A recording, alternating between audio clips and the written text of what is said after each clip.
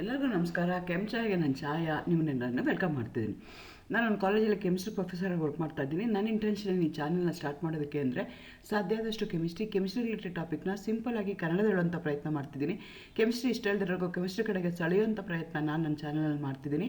Particularly Bengaluru city ಯೂನಿವರ್ಸಿಟಿನಲ್ಲಿ ಏನಾದರೂ ಇದ್ದರೆ ನಿಮಗೆ ಎಲ್ಲ ಸೆಮಿಸ್ಟ್ರದ್ದು ಇದುವರೆಗೂ ಅಂದರೆ ಈಗ ಪೇಪರ್ 5 ಪೇಪರ್ 6 ಈ ಸೆಮಿಸ್ಟ್ರಿಗಿದ್ದೀರಾ, ಅಲ್ಲಿ ತನಕ ಎಲ್ಲ ಯೂನಿಟ್ದು question answers including open elective related to chemistry ಎಲ್ಲ ವೀಡಿಯೋಸನ್ನು ನಾನು ಆಲ್ರೆಡಿ ನನ್ನ ಚಾನಲಲ್ಲಿ ಅಪ್ಲೋಡ್ ಮಾಡಿದ್ದೀನಿ. ನೀವು ನನ್ನ ಚಾನಲ್ಗೆ ಹೋಗಿ ಸಬ್ಸ್ಕ್ರೈಬ್ ಮಾಡಿಕೊಂಡು ಪ್ಲೇ ಲಿಸ್ಟ್ಗೆ ಹೋದರೆ ಅಲ್ಲಿ ನಿಮಗೆ first sem NEP, second sem NEP ಅಂತ ಕೊಟ್ಟರೆ ಎದುರುಗಡೆ ಎಲ್ಲ ಆ ಪ್ಲೇ ಲಿಸ್ಟಲ್ಲಿ ಎಲ್ಲ ವೀಡಿಯೋಸು ನಿಮಗೆ ಬರ್ತಾ ಹೋಗುತ್ತೆ. ಪರ್ಟಿಕ್ಯುಲರ್ಲಿ ಕನ್ನಡ ಮೀಡಿಯಂ ಹುಡುಗರಿಗೆ, ರೂರಲ್ ಹುಡುಗರಿಗೆ ಹೆಲ್ಪ್ ಆಗಲಿ ಅಂತ ಕೆಮಿಸ್ಟ್ರಿನ ಕನ್ನಡದಲ್ಲಿ ಹೇಳುವಂಥ ಪ್ರಯತ್ನ ಮಾಡ್ತಾ ಇದ್ದೀನಿ. PPT ಎಲ್ಲ ಇಂಗ್ಲೀಷಲ್ಲೇ ಇರುತ್ತೆ, ಆದರೆ ಎಕ್ಸ್ಪ್ಲನೇಷನ್ ಮಾತ್ರ ಕನ್ನಡದಲ್ಲಿ ಕೊಡ್ತಾ ಹೋಗ್ತೀನಿ. ಸೊ ಪ್ಲೀಸ್ ನನಗೆ ಸಪೋರ್ಟ್ ಮಾಡಿ, ಸಬ್ಸ್ಕ್ರೈಬ್ ಮಾಡ್ಕೊಳ್ಳಿ, so that it going to motivate my. ತುಂಬ ಜನ ಲೈಕ್ ಮಾಡಿದ್ರಿ, ಸಪೋರ್ಟ್ ಮಾಡಿದ್ರಿ, ಸಬ್ಸ್ಕ್ರೈಬ್ ಮಾಡ್ಕೊಂಡ್ರಿ ಅಂತಂದರೆ ನನಗೆ ಯಾವುದಪ್ಪ ನನ್ನ ಮಾಡ್ತಾ ಇರೋಂಥ ಎಫರ್ಟು ತುಂಬ ಜನಕ್ಕೆ ಹೋಗ್ತಾ ಇದೆ, ಅವ್ರಿಗೆ ಯಾರಿಗೋ ಹೆಲ್ಪ್ ಆಗ್ತಿದೆ, ನಾವು ಮಾಡ್ತಾ ಇರೋದು ಸರಿ ಅಂತ ಅನಿಸುತ್ತೆ. ಹಾಗಾಗಿ ಪ್ಲೀಸ್ ಸಬ್ಸ್ಕ್ರೈಬ್ ಮಾಡ್ಕೊಳ್ಳಿ, ಶೇರ್ ಮಾಡಿ ಮತ್ತು ಲೈಕ್ ಮಾಡಿ. ಅಗೇನ್ ವೆಲ್ಕಮ್ ಟು ಕೆಮ್ಚಾಯ. ನನ್ನ ಚಾನಲ್ನ ಸಬ್ಸ್ಕ್ರೈಬ್ ಮಾಡಿ, ಶೇರ್ ಮಾಡಿ. ಸೊ ನಾನೀಗ ಎಕ್ಸಾಮ್ಗೆ ವೆಕೇಷನ್ ಬಂದಿದೆ, ನಿಮಗೆ ಸ್ಟಡಿ ಹಾಲಿಡೇಸ್ ಅಂತ ಕೊಟ್ಟಿದ್ದಾರೆ. ಸೊ ಹಾಗಾಗಿ ನಿಮಗೆ ಫ್ರೀಯಾಗಿ ಕೂತಿದ್ದೀರಾ, ಹಾಗಾಗಿ ಕ್ವಶನ್ ಆನ್ಸರ್ಸು ಚಾಪ್ಟರ್ ವೈಸ್ ಮಾಡಿ ಪೇಪರ್ 5 ಮತ್ತು ಪೇಪರ್ 6 ಅಂತ ಹೇಳ್ತಿದ್ದಾರೆ. ಹಾಗಾಗಿ ಪೇಪರ್ 5 ಕೋಆರ್ಡಿನೇಷನ್ ಕಾಂಪೌಂಡ್ಸ್ ಏನಿದೆಯಲ್ಲ ಅದರದ್ದು ಸೀರೀಸು ಸ್ಟಾರ್ಟ್ ಮಾಡಿದ್ದೀನಿ. ಆಲ್ರೆಡಿ 2 ವಿಡಿಯೋ ಅಪ್ಲೋಡ್ ಮಾಡಿದ್ದೀನಿ, ಇದು ಮೂರನೇ ವಿಡಿಯೋ ನಾನು ಅಪ್ಲೋಡ್ ಮಾಡ್ತಾ ಇರೋವಂಥದ್ದು.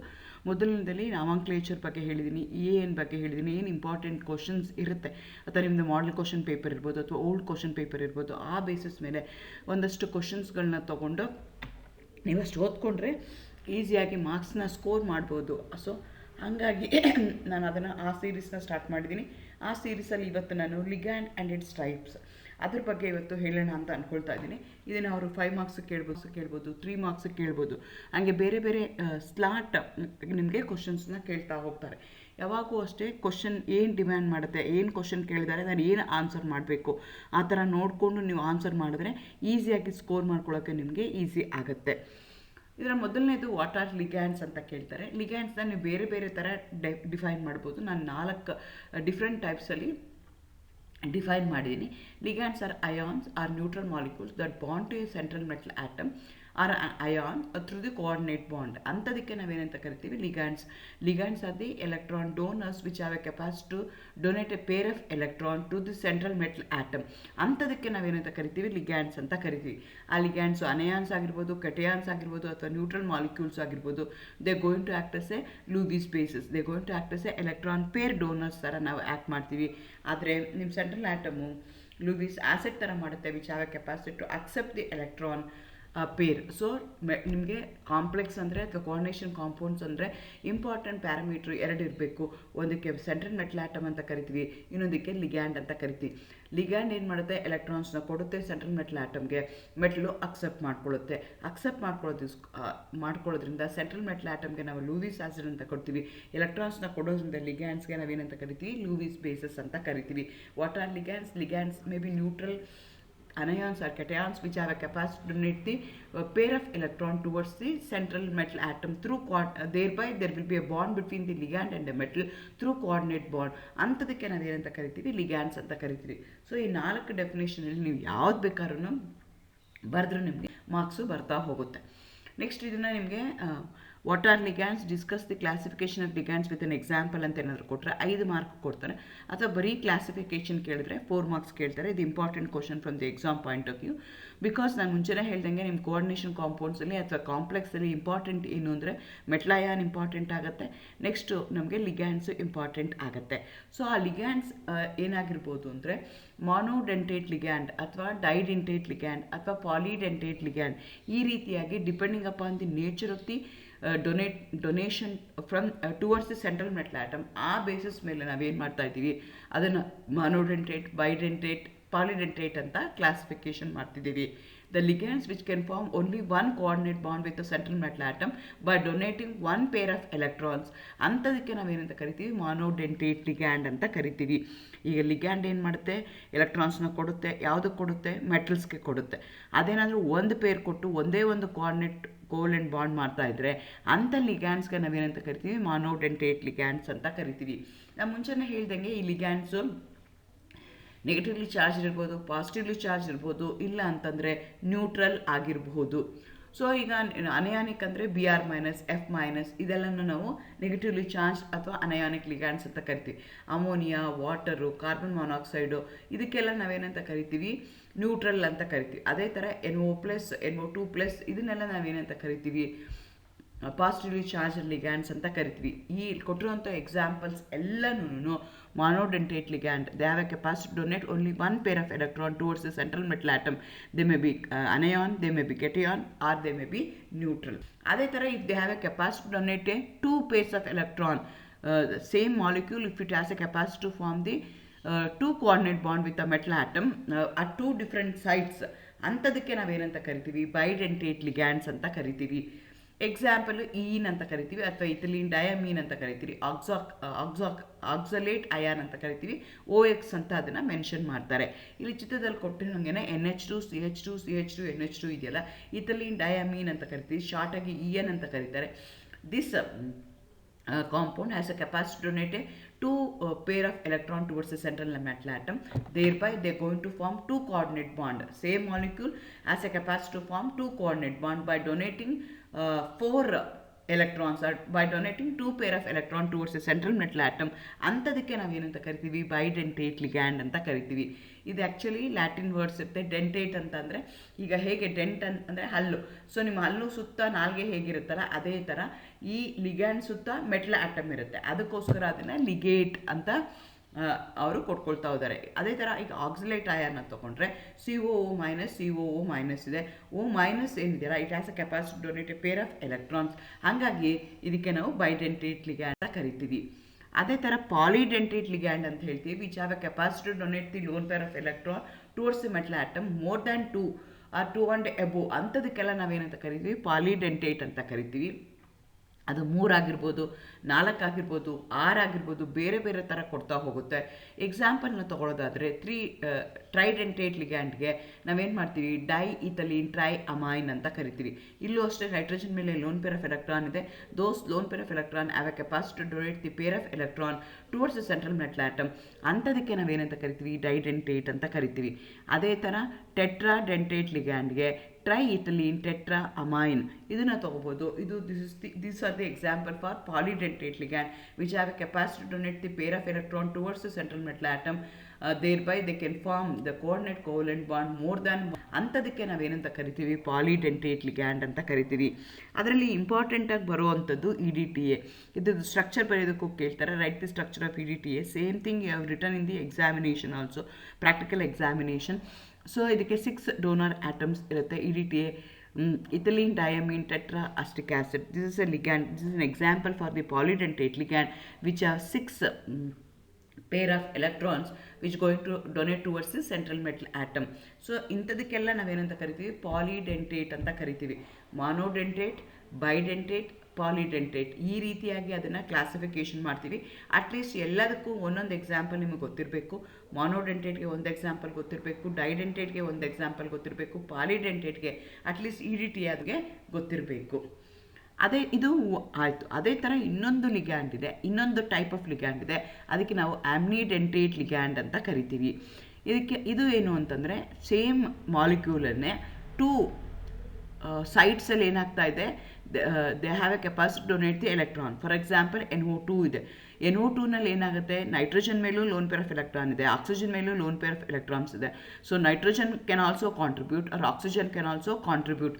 So they are going to contribute a pair of electron, either it may be through nitrogen or through oxygen. ಅಂಥದಕ್ಕೆ ನಾವೇನಂತ ಕರಿತೀವಿ ಆಮ್ನಿಡೆಂಟೇಟ್ ಅಂತ ಕರಿತೀವಿ. ಅದೇ ಥರ SCN ತಗೊಳ್ತೀವಿ ಅಂತ ತಿಳ್ಕೊಳ್ಳೋಣ, ಥಯೋಸೈನೈಡ್. ಸೊ ಇಲ್ಲಿ nitrogen can also contribute and also S can contribute. So ನಿಮಗೆ ಲಿಂಕೇಜ್ ಆದಾಗ the coordinate covalent bond formation ಆದಾಗ ಥ್ರೂ ನೈಟ್ರೋಜನ್ ಆಗ್ಬೋದು, ಥ್ರೂ ಆಕ್ಸಿಜನ್ ಆಗ್ಬೋದು, ಅಥವಾ ಥ್ರೂ ನೈಟ್ರೋಜನ್ ಆಗ್ಬೋದು, ಥ್ರೂ ಸಲ್ಫರ್ ಆಗ್ಬೋದು. ಸೊ ಬೋತ್ ಕೊಟ್ಟಿರುವಂಥ ಗ್ರೂಪಲ್ಲಿರುವಂಥ 2 ಸೈಟ್ಸ್ ಒಂದೇ ಮಾಲಿಕ್ಯೂಲ್ಲಿ 2 different atom can donate the lone pair of electron. Thereby they can link towards the central metal atom through nitrogen or through sulfur. Or through oxygen or through nitrogen. ಇಂಥದಕ್ಕೆ ನಾವೇನಂತ ಕರಿತೀವಿ, ಆಮ್ನಿಡೆಂಟೇಟ್ ligand ಅಂತ ಕೇಳ್ತೀವಿ. ಇದು important, ನಿಮಗೆ ಕೇಳ್ತಾರೆ. Next, what are polydentate ligands, given example ಕೊಡ್ಬೋದು. ಅದು ಇದೊಂದೇ ಕೇಳಿದ್ರೆ 2 ಮಾರ್ಕ್ಸ್ ಕೇಳ್ತಾರೆ. Polydentate ligands are those ligands which can contribute to the central metal atom through more than 2 donor atoms in the molecule.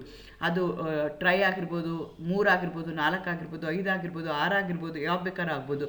Given example ಅಂದರೆ EDTA ನೀವು example ಕೊಡ್ಬೋದು. Ethylene diamine tetraacetic acid is an example for hexadentate ligand which is an example for polydentate ligand. Ligand ಅಂದ್ರೇನು, pair of ಎಲೆಕ್ಟ್ರಾನ್ಸ್ನ ಕೊಡೋದಕ್ಕೆ ligand ಅಂತ ಹೇಳ್ತೀವಿ. ಅದು n number of pair of ಎಲೆಕ್ಟ್ರಾನ್ಸ್ನ ಕೊಡ್ತಾ ಇದ್ರೆ ಅಂಥದಕ್ಕೆ ನಾವು ಪಾಲಿಡೆಂಟೇಟ್ ಲಿಗ್ಯಾಂಡ್ಸ್ ಅಂತ ನಾವು ಕನ್ಸಿಡರ್ ಮಾಡ್ತೀವಿ. ಅದೇ ಥರ ನಾನು ಮುಂಚೆನೇ ಹೇಳ್ದಂಗೆ give the structure of EDTA or give an example for a polydentate ligand with a structure ಅಂತ ಕೊಡ್ಬೋದು. ಆವಾಗ ನಿಮಗೆ EDTA ಬರೆಯೋಕ್ಕೆ ಬರಬೇಕಾಗತ್ತೆ. Ethylene diamine tetra acetic acid or tetra acetate ಅಂತ ಹೇಳ್ತೀವಿ, ಅದನ್ನು ಕರಿತೀವಿ. ಅದೇ ಥರ ಪಾಲಿಡೆಂಟೇಟ್ ಲಿಗ್ಯಾಂಡ್ ಅಂತ ಹೇಳ್ತೀವಿ which have a capacity to donate the lone pair of electron towards the metal atom more than 2 or 2 and above. ಅಂಥದಕ್ಕೆಲ್ಲ ನಾವೇನಂತ ಕರಿತೀವಿ, ಪಾಲಿಡೆಂಟೇಟ್ ಅಂತ ಕರಿತೀವಿ. ಅದು 3 ಆಗಿರ್ಬೋದು, 4 ಆಗಿರ್ಬೋದು, 6 ಆಗಿರ್ಬೋದು, ಬೇರೆ ಬೇರೆ ಥರ ಕೊಡ್ತಾ ಹೋಗುತ್ತೆ. ಎಕ್ಸಾಂಪಲ್ನ ತೊಗೊಳೋದಾದರೆ ಟ್ರೈಡೆಂಟೇಟ್ ಲಿಗ್ಯಾಂಡ್ಗೆ ನಾವೇನು ಮಾಡ್ತೀವಿ, ಡೈ ಇಥಲೀನ್ ಟ್ರೈ ಅಮೈನ್ ಅಂತ ಕರಿತೀವಿ. ಇಲ್ಲೂ ಅಷ್ಟೇ ನೈಟ್ರೋಜನ್ ಮೇಲೆ ಲೋನ್ ಪೇರ್ ಆಫ್ ಎಲೆಕ್ಟ್ರಾನ್ ಇದೆ. Those lone pair of electron have a capacity to donate the pair of electron towards the central metal atom. ಅಂಥದಕ್ಕೆ ನಾವೇನಂತ ಕರಿತೀವಿ, ಡೈಡೆಂಟೇಟ್ ಅಂತ ಕರಿತೀವಿ. ಅದೇ ಥರ ಟೆಟ್ರಾಡೆಂಟೇಟ್ ಲಿಗ್ಯಾಂಡ್ಗೆ ಟ್ರೈ ಇಥಲೀನ್ ಟೆಟ್ರಾ ಅಮೈನ್ ಇದನ್ನು ತೊಗೋಬೋದು. ಇದು this are the example for polydentate ligand which have a capacity to donate the pair of electron towards the central metal atom. thereby they can form the coordinate covalent bond more than one.